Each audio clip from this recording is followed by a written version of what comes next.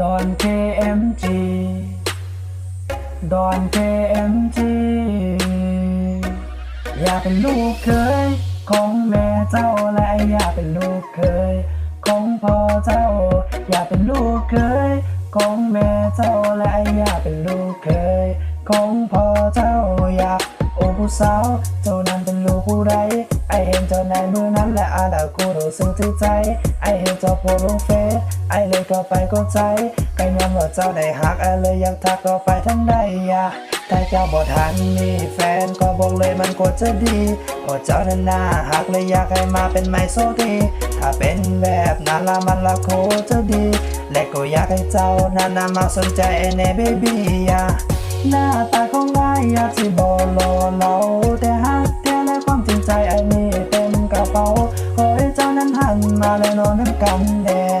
เพราะว่าไอ้นั้นอยากให้เจ้ามาเท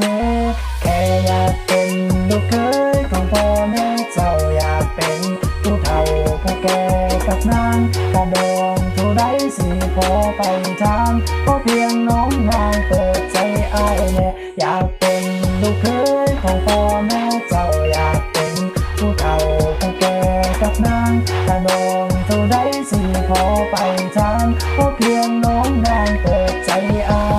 แน่เปิดใจไอ้แน่เปิดใจไอ้แน่ที่ใจไม่อยู่โน่แบบแรกที่ไอ้ได้เห็นหน้าเจ้าไอ้ก็อยากจะทักและอยากจะเอ่ยคำเบาออกไปและอยากจะถามใจเจ้าเป็นลูกผู้ใด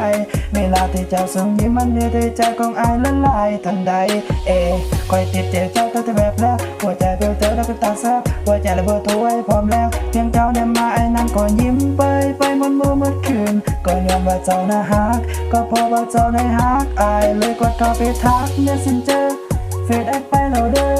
หาเป็นแน่ได้บ่มีสบอกพ่อแม่ไปขอให้เจ้านางงามดีอยากให้เจ้านั้นมาเป็นของชีวิตแต่ว่ามันติดที่อายนั้นบ่รวยอายนั้นบ่ร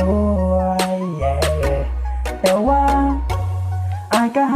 56เด้อผมเบเกอร์นะจ๊ะถ้าสมมุติว่ามันเป็นแฟนกันถ้าเป็นแบบนั้นผมว่ามันคงจะดีเพราะอายคนนี้หน้าตาก็บ่ได้หลอก